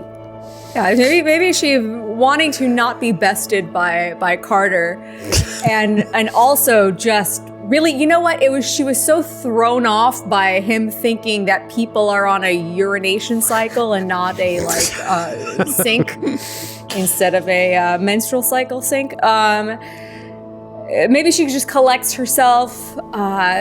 Maybe flips through some of her notes that she had taken down to just kind of like recenter her focus on what she's looking for, and then try again. Okay, I'm fine with that. Okay. Success. Yes. Yeah. Success. Right, so you're fumbling about the books, and you're just when you thought that you kind of figured it out, you're just like, there's nothing here. But then you notice a book that has several dog-eared pages and then several pages missing. But there's one page that's still hanging on just by you could just pull it right out if you wanted to. Almost like it was meant to be ripped out, but it was left behind. Let's go over to the VTT and see what you see. Oh, interesting. Go ahead and give that a read, Noura. Rumors continue to persist regarding the French tourists involved in the incident at Saqqara, so badly handled by Mr. Howard Carter, the events of which led to his resignation as Chief Inspector of Lower Egypt earlier this year. It is beyond the scope of this letter to comment on whether or not there is any truth to the tourists having been members of an occult society so beloved by the French in the latter part of the 19th century. Occult. However, we can say with certainty that there is not, and never has been, any corroborated evidence for a so-called Black Pharaoh who... Sorry, I just lost my place at the worst spot. For a so-called Black Pharaoh who ruled during the Third Dynasty. This figure is merely garbled folktales used to frighten naughty children in the same way that we use stories of Black Shuck and Black Annis in dear old England. It's a book titled Proceeding on the Antiquities Service of Lower Egypt. It sticks out at you. And now you said that this is like an easily just like a yoinkable piece of paper? Very yoinkable. All right, then I shall proceed to yoink. And I kind of like wave it over at Carter and then like Nice work. Pocket it. You see, I brought the best out of you. Put things back. Yes, it's quite inspired me, apparently. You make your way back to the office, or do you fake pee? Maybe go fake pee and come back out in case there are eyes on us. Flush the toilet. What did I eat? Make a big scene, and then come back to the office. You're coming in as they're just Carter at the faucet was just like sprinkled his crotch. make it really believable. When we walk in, just like, sorry guys, as you can see, a little bit clumsy. I'd say I was jet lagged if we didn't take a boat here. He pulls out his pocket watch and he's like, well, I do appreciate your time here, Mr. Villiers. Thank you for, you have to get me one of those cards once you have one. Yes, in a day or two, I'll be right back. Yes, and you can always call and speak to Mr. Kinnery, and we could set something up again. My door is... Not familiar. My door is, the Foundation's doors are always open to you, and again, I am sorry to hear about your friend. I feel as if I haven't been much help, but yes, if you'd like to see those other things, I can show you upstairs. We've had the pleasure. Oh. And that he is indicating the stuff we saw, right? Yeah, like you feel like he's just going to show you what you already saw. You want to see what he's not showing you. We've taken up far too much of your very precious time. Oh. And Mr. Tillinghast clearly needs to get cleaned up. So I'm a mess. Look at you. You silly American, not used to the British bathrooms. Well, it has been a pleasure, and Miss Sauer, you'll have to let me know if you're ever doing an exhibition here. I don't consider myself a man of the arts, as it were, but I do enjoy taking in a gallery from time to time. I enjoy the finer things, so please keep me abreast of your work. Certainly, if it has anything to do with Egypt, perhaps the foundation could get involved, as it were. Oh, that would be nice. Yes, here. She draws out a business card because we don't have printed ones yet. Charming. Well, I have some other business to attend to, but thank you. Good day. Mr. Kittery will show you out. It's Ta and Noel. And Thomas is like, yes, I'm actually quite busy at the moment, not to be rude, but you know your way. Oh my God, I didn't even see you there. Jesus. Yes. Thank you. Good luck in whatever it is you are up to. Yes. And you walk out into the hallway, and again, there's that like stairway leading up to the gallery, and that like lone weird red door. And you just see security guards walking back and forth, and the doorman picks up a phone, like right near his station, and he turns to look at the four of you and says, yes, right this way. Okay. Yeah. I suppose we do have an appointment to keep. I don't think they would ever tell us anything else. He seems to not like us at all and was withholding information, and it's just frustrating. I feel like all our answers are here, but no one is giving us anything. Mr. Gavigan is definitely not saying all he knows. There I mean- are artifacts from the Carlisle expedition that they brought back that are not on public display. Certainly not that ramshackle yard sale they've got upstairs. They have things they're not showing. As we exit, like when we're outside, I want to be like, I wonder if we can, come here tonight and try to break in. I like the cut of your jib. He did have that safe, and he seemed awful nonchalant about all of these people mysteriously dying, and not a mention. As though, it wasn't worth his time. And what's up with this red door? Yes, if it wasn't marched by a phalanx of security personnel, Yeah. I'd want to slip in myself. Quite a bit of security for an academic foundation. Yeah. It's weird. The suspicions truly mount. So I'm rather inclined to return under cover of darkness. But no peeing on anything, Tillinghast. I can't make any promises. No promises there. Although it did. Speaking of things at which I has no but just the peeing excuse to leave. I did find this little possible lead. It said we are talking about seeing if there was anything regarding a black pharaoh. It mentions it specifically here. Now, it chalks us off as being rubbish, but it does mention a incident with French tourists, incident at Saqqara, one handled by Mr. Howard Carter. So I don't know if this is something that we could possibly look into for some answers. Yes. Yes, the Black Pharaoh sounds familiar. Yes, all too familiar. I should very much like to pay a visit to this Mr. Carter. Do we know where Saqqara is? Is that like a city, or is that a building? Saqqara. Do we know? Is there something like we could look up by location to see like what news articles had popped up at that time? I think I'm just going to give it to you because I imagine Fairuz would know this. Saqqara is an Egyptian village, and there are pyramids there. The Saqqara pyramids. It's sometimes spelled Saqqara or Sakkara. But the Saqqara pyramids are sort of a treasure trove of archaeological wonders. You've certainly heard about that, whether you went in depth about it. And they did make mention of an occult society. That's our jam.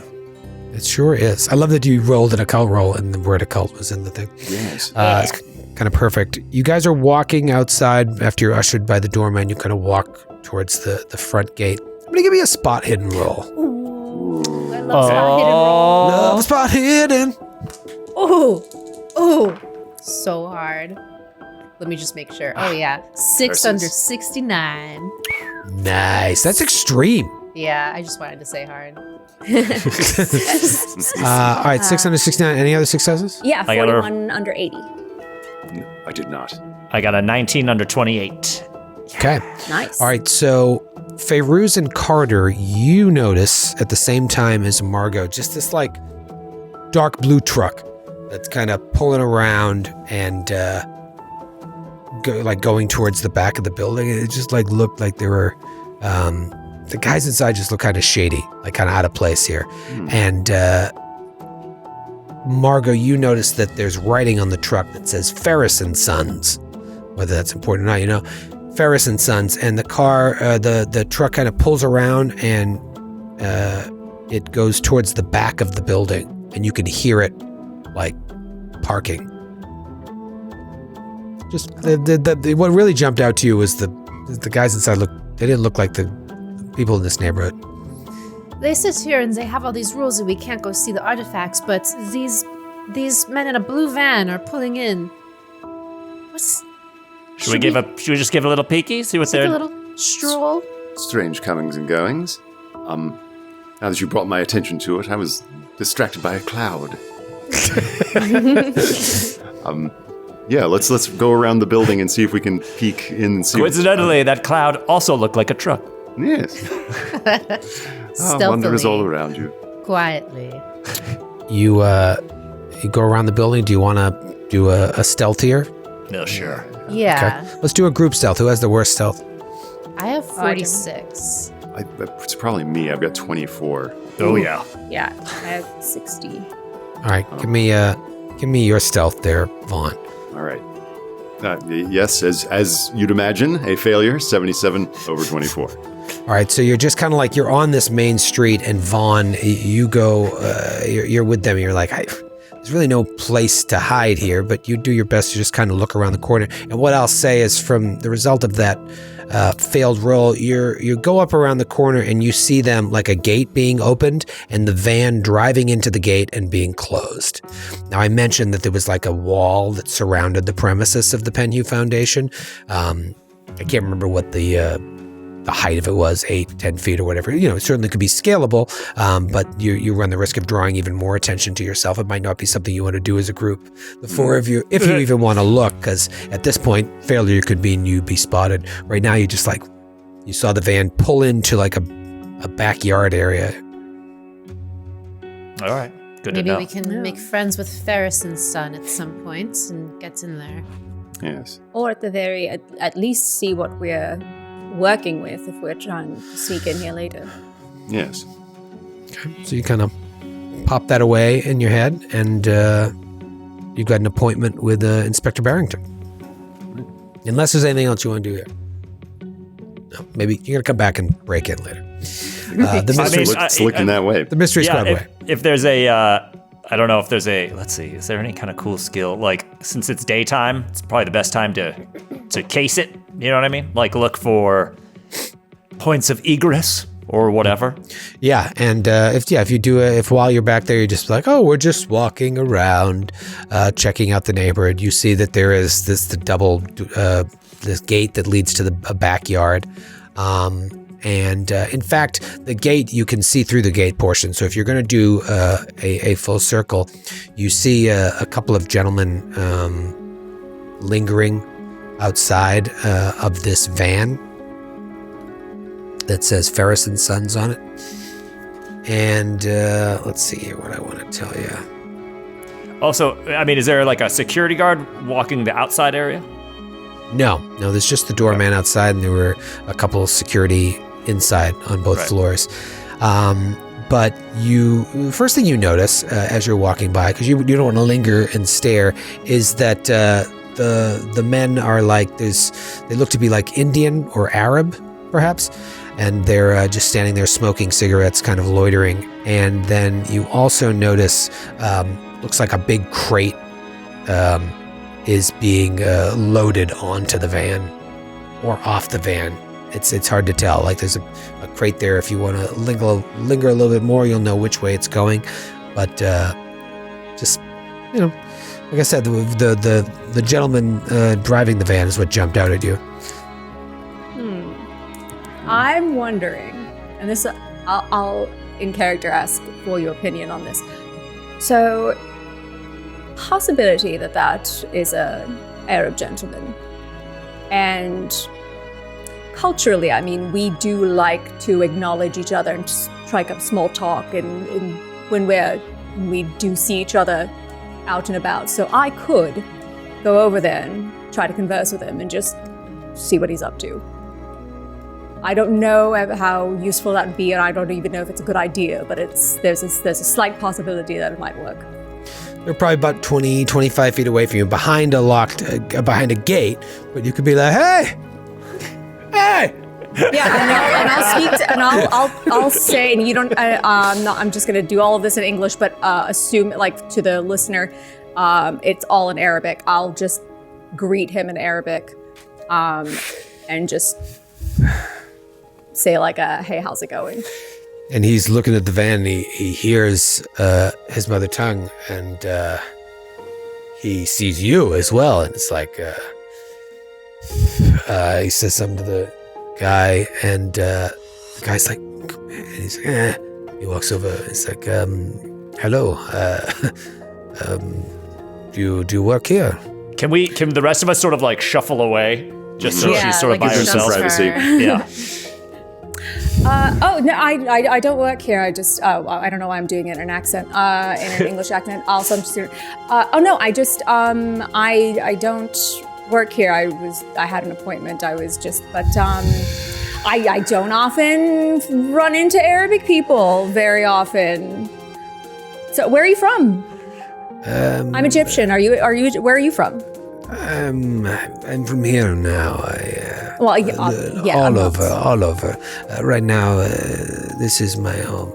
You are very beautiful. No. I mean, I knew what I was getting into. No.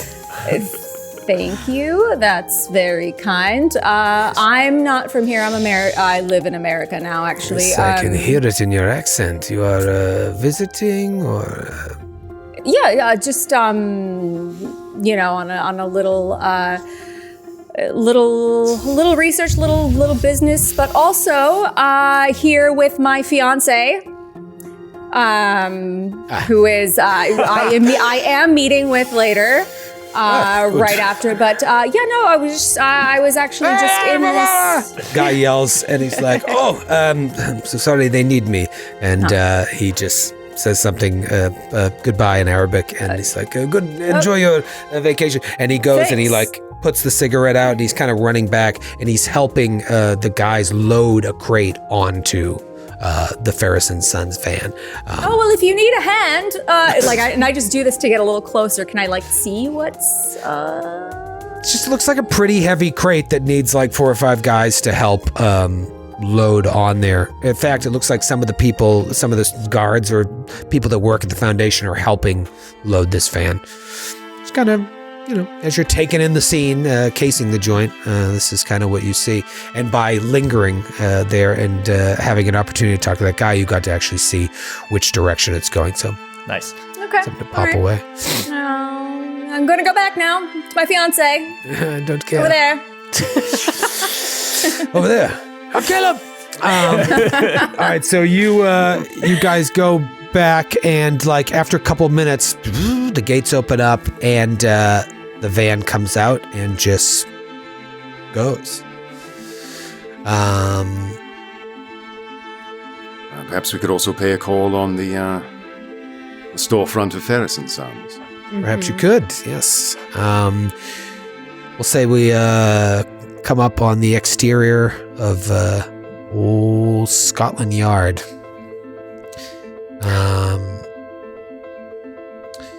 So hard to find anything here. I want to ask something, Troy, and Yeah. feel free to feel free to decline this, but Egyptians have a very distinct dialect. Okay. specifically, like if they're speaking Arabic and there's like a j sound, if they're gonna say it as a soft like g, I would have to like, I would have to pick up on it. So like, is he Egyptian? Are they Yes, Egyptian? 100%. Okay, all right. Now, the other guy was definitely of Indian descent, or like maybe Southeast Asian, definitely not Egyptian. Whereas this guy was being a little coy about it. Definitely Egyptian. Okay. And while I was answering your question, I didn't find what I was looking for. It's only 138 page Google Doc. I don't know why. As I we're can't walking find up, it. I'm just saying, we see the old Scotland Yard building abutted a field by the name of Scotland Yard, hence the name. So it's more of it's the name of the locale of the original building. Less to do with the... Found it. All right, so old Scotland Yard. You show up at the new Scotland Yard on the Victoria Embankment, and you are led inside and brought to Inspector Barrington.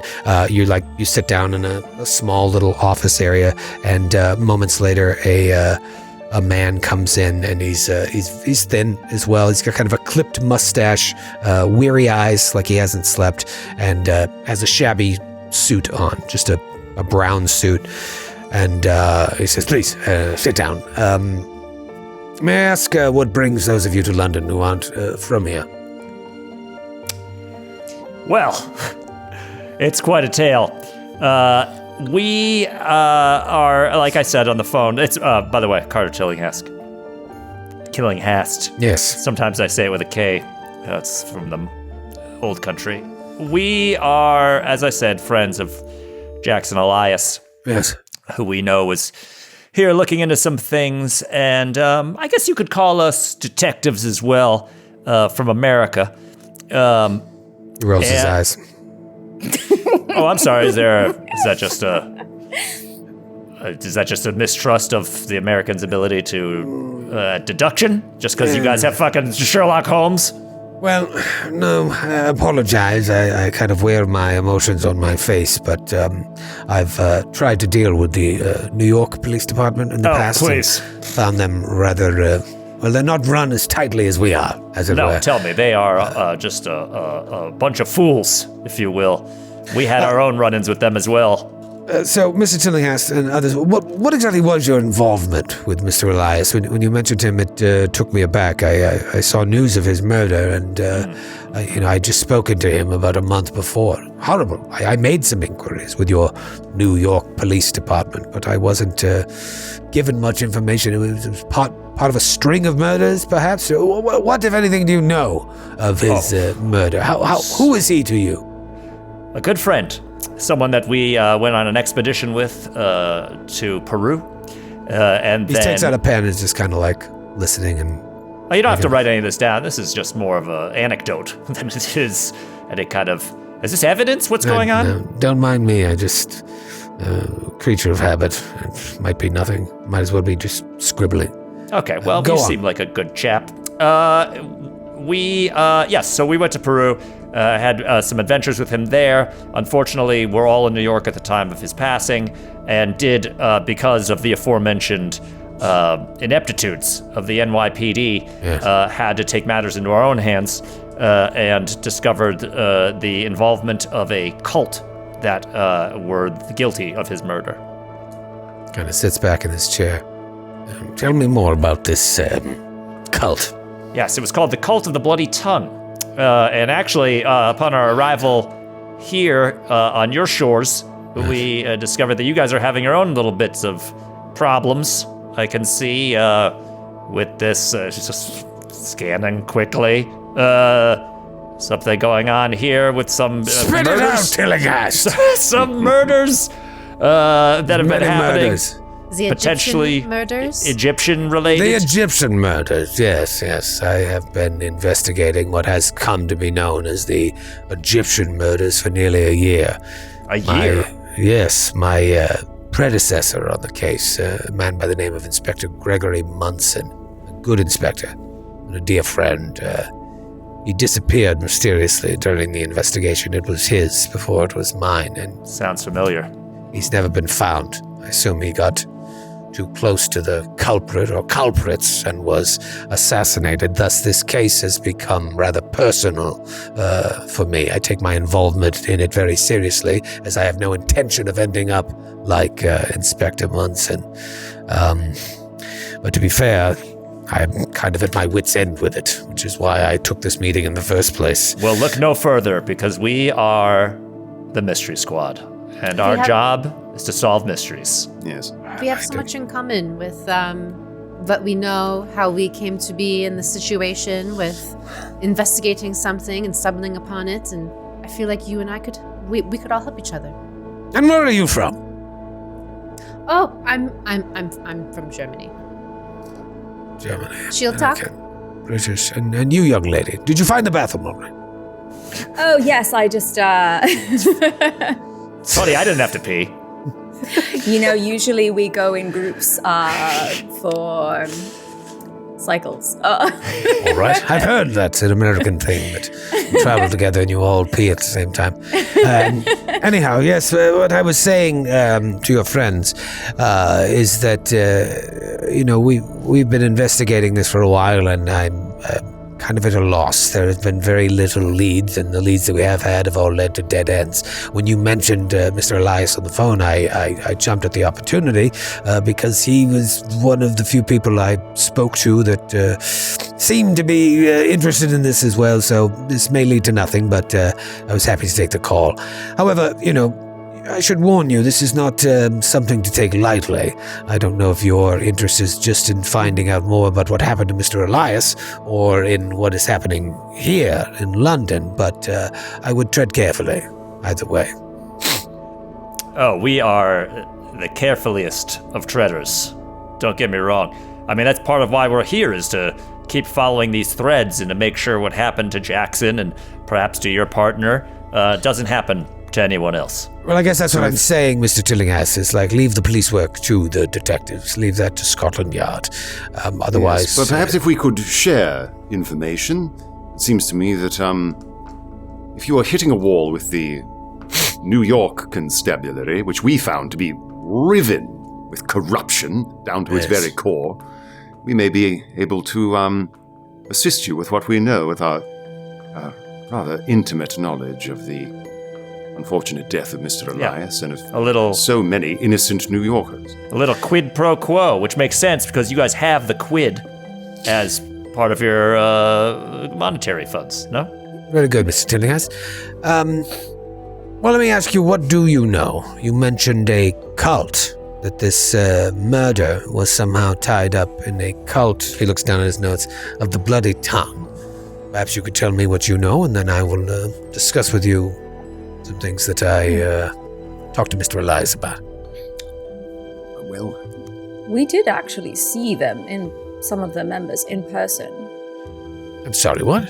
Yep. Mrs. Penn, you saw some of these cult members. You saw the murder? You're not talking to some amateurs here. We got into some scraps. Surely you don't mean you saw the murder. we just stumbled saw. upon the body of Mr. Elias, found his murdered body, saw those who took his life escaping. And what's more, we were able to track them to their very native root and source. Is that so? It seems your papers are as corrupt as your police department. There was no mention of witnesses. It was written off. That's because we're professionals at staying discreet. And also because the circumstances around the case really strain credulity. But I swear to you that what we saw is true. A strange occultic organization, it seems African in origin, operating out of New York, killed Mr. Elias for getting too close to them. And they were kidnapping other people in the city and killing them. And we believe they're not just confined to New York, but would have ties to other places around the world. And you said yourself, there are strange occurrences happening here. We fear that this organization may be global in its ambitions. clearly friends of Mr. Elias because your theories and research, as it were, seem to align with what he said. Now, mind you, I only talked with him briefly, but he had come, not unlike you, inquiring about these murders, and it was his belief that they were ritual killings conducted by an Egyptian death cult. What did he call it? There it is. The Brotherhood of the Black Pharaoh. And we'll see you next week. My God. Troy! All coming together. Scotland Yard! It's new. Finally gonna get an answer.